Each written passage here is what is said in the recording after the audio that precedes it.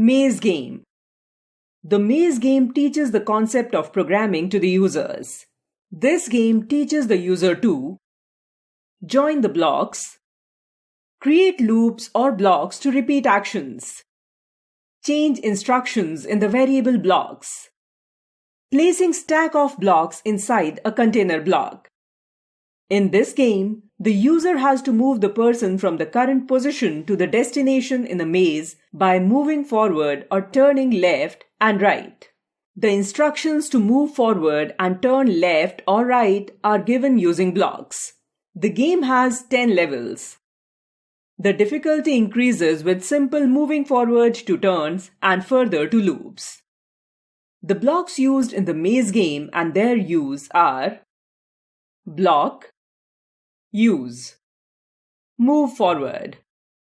Move the object in the forward direction from the direction it is facing. Turn left. Turn the object in the left direction from the direction it is facing. Turn right. Turn the object in the right direction from the direction it is facing.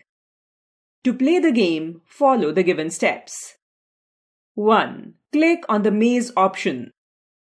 A tip appears on the screen. This tip tells us how to move the person forward from the current position towards the destination. 2. Click and drag the move forward block and join with the first block in that pane. 3. Click on the Run Program button to check that the person has reached the destination or not. If the person does not reach the destination, the Reset button appears in place of the Run Program button. Click on the Reset button to return to the original position.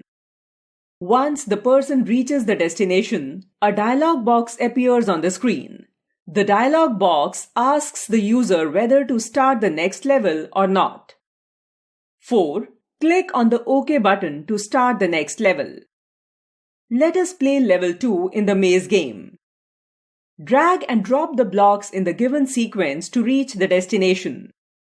After completing all the 10 levels of the maze, the home page will automatically appear on the screen.